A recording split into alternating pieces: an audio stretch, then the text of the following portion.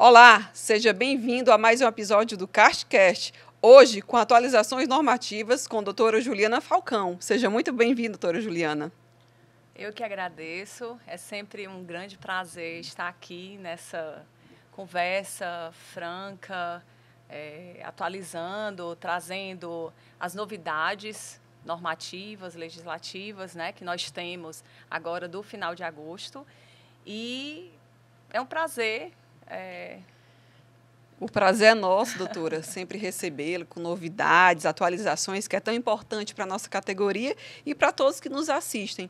Teve uma lei recentemente, a lei estadual, que trata sobre o combate ao crime organizado. Eu queria que você falasse para nós quais foram essas novidades. Ela foi uma construção do Ministério Público e Polícia Civil, que nos procuraram a fim de procurar medidas de combater, né, de como os cartórios poderiam fazer para auxiliar o combate do crime organizado. E aí nós, desde o final do ano de 2022, sugerimos, primeiramente, o encaminhamento para a presidência do Tribunal de Justiça e a presidência avaliou e constatou que não seria o caso de mensagem de lei a ser encaminhada pelo tribunal.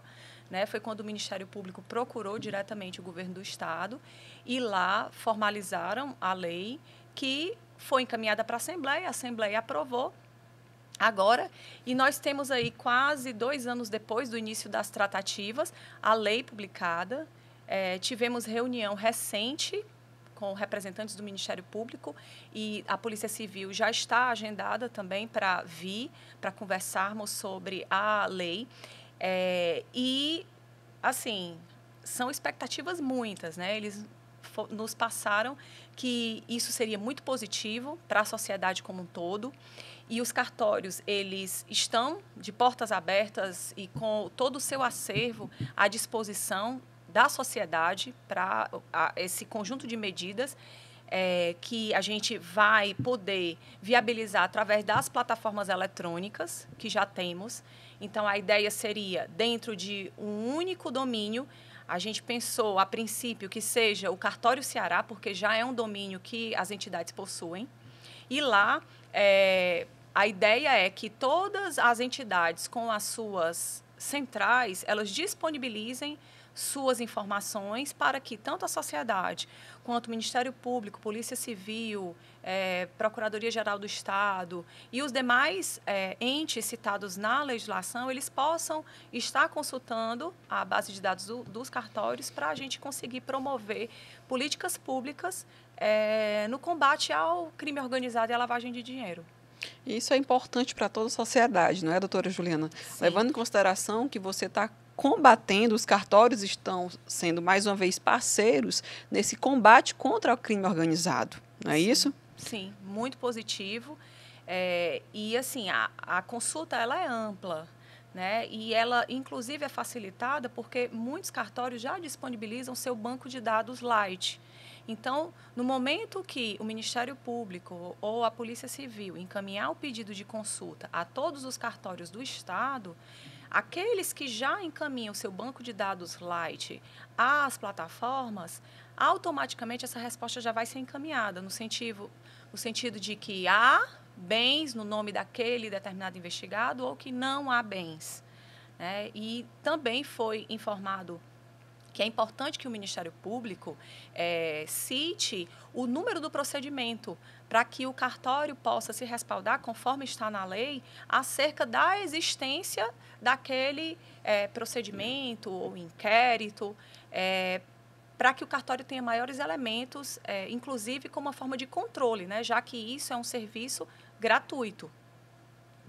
Muito bem. E outra lei também recente, que é a Lei Estadual 19.002, que vem trazer um assunto de grande importância, que é a proteção àqueles que estão na melhor idade, né, os nossos queridos idosos, que são medidas de proteção contra a violência patrimonial. Eu queria que você falasse um pouco sobre essa lei, como é que o cidadão pode se resguardar com essa lei, o que é que ela traz de novidade, como é que entra o trabalho do próprio cartório em si em relação a essa legislação. Sim, muito importante essa lei. Ela, na verdade, ela trouxe algo que já estava previsto pelo CNJ na recomendação 47 de março de 2021, né? E ela veio para trazer uma força ainda maior a esses atos que muitas vezes os associados presenciam, os associados que eu falo, os titulares, né, dos serviços notariais e registrais, eles presenciam na elaboração de um ato, um empréstimo, uma contratação, alienação fiduciária que aquele idoso está fazendo, que muitas vezes ele está sendo vítima. Então, é importante destacar aqui que esse ato ele tem que ser praticado na presença do tabelião ou do registrador e, em havendo qualquer suspeita, deve ser comunicado imediatamente, tanto ao Conselho Estadual ou Municipal do Idoso, ou à Defensoria Pública, à Polícia Civil ou ao Ministério Público. Então, teve qualquer dúvida, comunique imediatamente. E, coincidentemente, essa semana eu já recebi o contato de um cartório que ficou em dúvida, porque o ato aconteceu, mas não chegou a ser lavrado nada na serventia. E a dúvida foi, e aí? A lei fala que é aquilo que é levado ao cartório e que está sendo lavrado na serventia. Como é que eu devo proceder? E nós concluímos que a comunicação ela deve ser feita em qualquer suspeita. O ato não foi perfectibilizado. Ótimo que não tenha sido, mas aquilo dali precisa, para a segurança do idoso, ser comunicado às autoridades. E aí as autoridades é que vão investigar e ver o que é que está acontecendo para, de repente, até afastar essa pessoa nociva àquele idoso. Então, apesar do ato não ser perfectibilizado, aquilo dali é uma tentativa de crime. O cartorário tem que se sensibilizar e, naquela hora, efetivar a comunicação, sim, né, com todas as cautelas, porque a gente não pode estar acusando, então, usando termos na eventual prática ou na tentativa, para que também, por outro lado, a gente não configure aí uma denunciação caluniosa. Né? Então, teve dúvida, procura a entidade de classe que a gente vai orientar a melhor forma dessa comunicação acontecer.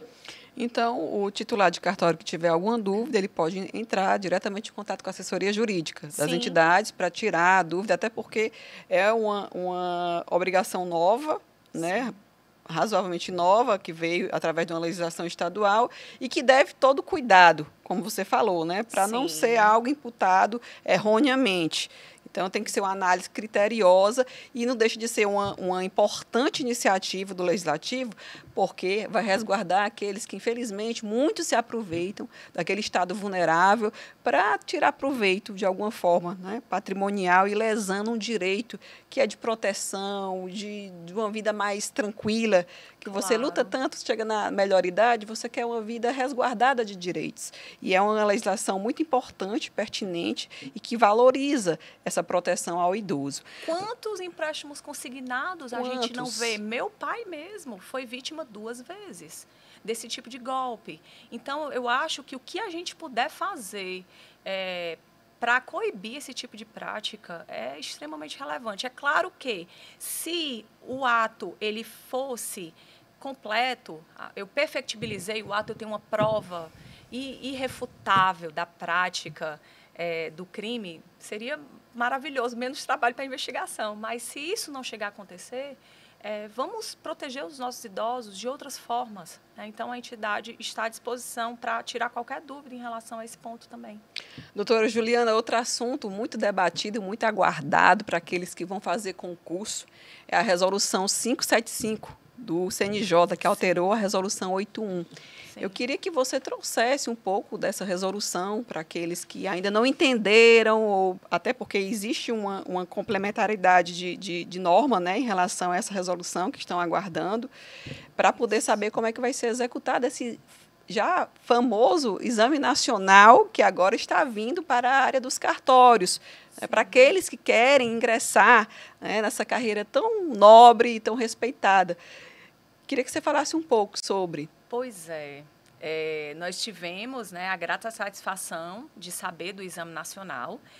Ele vem com o objetivo de aumentar a uniformidade em todo o país. Deverá ser aplicado, assim, se sugere que seja aplicado 2 vezes ao ano. E o índice de acerto tem que ser de 70% em diante, né? Para aqueles que têm necessidades especiais, até 50%. Aliás, no mínimo 50%. Não tem caráter classificatório, e sim eliminatório. E para prestar os concursos estaduais, eles só vão poder acontecer demonstrando-se que está devidamente habilitado nesse certame, né, nesse exame nacional. É condição para inscrição no estadual. Agora, nós temos uma questão bastante polêmica. A resolução 575, que alterou a 81 de 2009, ela só se aplica para aqueles concursos estaduais que não tenham editais divulgado ainda. Então, aqueles que já publicaram edital... Aqueles que já haviam publicado, né, estariam fora. No nosso caso, a gente não tem edital divulgado ainda. Então, significa dizer que teremos que aguardar o CNJ, que inclusive semana passada já sinalizou que estaria agilizando, né, essa regulamentação de como seria procedido esse certame nacional, acredito até com contratação de especialistas de empresas que vão auxiliar, né, em prestar esse exame nacional. E aí, acredito que em breve, daqui para os próximos dias, eu diria, a gente deve ter alguma novidade que vai se aplicar diretamente aqui para o nosso caso, porque nós chegamos aqui no Estado até a nomeação da comissão. Então, nosso presidente do Tribunal de Justiça, ele chegou a nomear a comissão. As entidades de classe indicaram os 2 representantes, um oficial de registro de imóveis e outro notário. E aí, acredito que a gente teve que dar uma parada para aguardar os próximos passos, porque vai ser condição para inscrição a habilitação prévia, né, por meio desse exame. Então, teremos novidades aí bem em breve. Doutora Juliana, no caso, tem que atingir os 70% para você estar apto, né? Sim. E o tribunal que, de repente, não observar essa questão do exame, da aplicação do exame, o que pode acontecer? Bem, essa parte é a mais interessante, porque a penalidade estipulada na norma é que esses tribunais não poderão acessar o fundo do excedente dos interinos, sendo que aqui no estado do Ceará nós temos uma lei estadual que prevê que esse valor, esse fundo formado pelo excedente das serventias vagas que os interinos arrecadam para o Tribunal de Justiça, esse valor deve ir para a própria categoria, para o ressarcimento dos atos gratuitos do registro civil e da renda mínima. Então, acredito que é um dispositivo que não tem eficácia local. E daí mais um motivo, né, para a gente aguardar os próximos passos para saber como é que vai ser o nosso concurso aqui. Todo mundo na expectativa. Sim, sim. Outra novidade foi a resolução 571, que alterou a resolução 35 do CNJ, que trata sobre os inventários extrajudiciais envolvendo menores ou incapazes. Eu queria que você explicasse um pouco as suas alterações, o que deve ser observado. Bem positivo também isso, porque já era uma demanda bastante recorrente nas serventias, quando se chegavam casos de divórcio, a gente sabe que é muito mais rápido o trâmite no extrajudicial, só que os cônjuges tinham filhos menores, né? Então, agora, com a nova resolução, a 571, que alterou a resolução 35, nós temos a hipótese dos cartórios poderem, sim, processar na própria serventia esses casos, né? Agora, antes, questões relacionadas à guarda e alimento deverão passar pelo judiciário. Então, resolvida essa parte de guarda e alimentos, aí sim, com essa sentença, pode-se ingressar no extrajudicial para dar seguimento ao divórcio.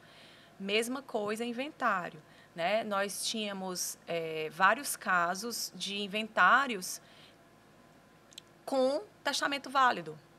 né? Então, nós temos um testamento. Podemos fazer o inventário extrajudicial? Antes não era possível. Apesar de muitos estados, por suas normativas estaduais, as corregedorias já normatizavam pela possibilidade, mas aqui no nosso estado ainda não. Então, agora, com essa resolução do CNJ, os cartórios também vão poder recepcionar esses inventários, desde que seja, primeiramente, passado pelo judiciário na ação de cumprimento de testamento, esse testamento, para só então a gente trazer para dentro da serventia e poder prosseguir com o inventário. Da mesma forma, inventário com menores, né? Poderemos também, sim, estar processando esses inventários com menores ou incapazes, desde que a gente observe que aquele quinhão hereditário, ele seja inventariado na mesma proporção de cada bem. E também que haja manifestação favorável do Ministério Público. Então, eu tendo esses requisitos, eu também poderei prosseguir com o cartório. E aí, foi bom porque, como a gente já está num movimento para cumprimento da lei estadual, né, com o Ministério Público, esse caso em específico provavelmente vai ser alvo de tratativas com o MP, com o Ministério Público, para ver como é que a gente pode fazer para facilitar para os cartórios, né? Porque como é que eu vou lavrar uma escritura que vai estar pendente de eficácia uma vez que o Ministério Público ainda não se manifestou?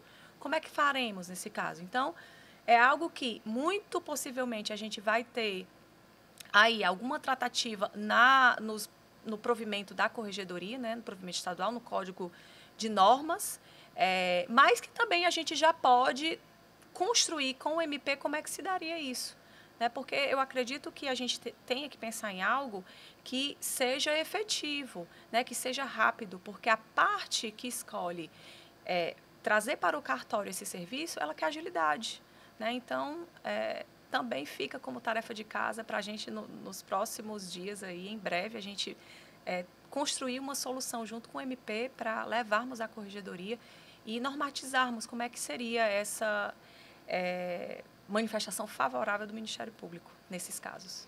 Atualizações essas que visam resguardar o direito do menor. A preocupação aí é trazer uma celeridade, mas de forma segura também. Sim. Né, doutora? Gostaria de agradecer a sua participação mais uma vez aqui no CartCast, você sempre trazendo essas atualizações tão importantes para a nossa atividade. Já se sinta intimada para a próxima atualização, que sempre não falta atualizações na nossa atividade, todo dia tem uma normatização nova, um provimento, uma lei, algo para a gente estudar, para a gente se capacitar. Isso é importante, você sempre está aqui conosco trazendo essas atualizações. Muito obrigada por sua participação, e a intimação já foi presencial aqui, tá certo? Uau, recebo! Onde é que eu assino? Muito bom, é um prazer, como eu falei no início, estar aqui trazendo essas novidades, até porque nós temos novidades todos os dias, né? Então, a gente está nesse bate-papo, conversando sobre isso, e eu acredito que a gente pode até ampliar, deixar aí para os nossos ouvintes a sugestão de trazer o que quer que a gente fale aqui, né, de uma próxima vez. Então, fica aí a dica, quem quiser, manda lá uma mensagem, procura a gente nas redes sociais, informa, olha, eu gostaria que tratasse desse tópico em específico, que a gente vem para cá atrás, expõe e conversa, né, sobre isso. Muito obrigada também. Obrigada também, doutora. E vamos chegando ao final de mais um episódio do CartCast. Até mais!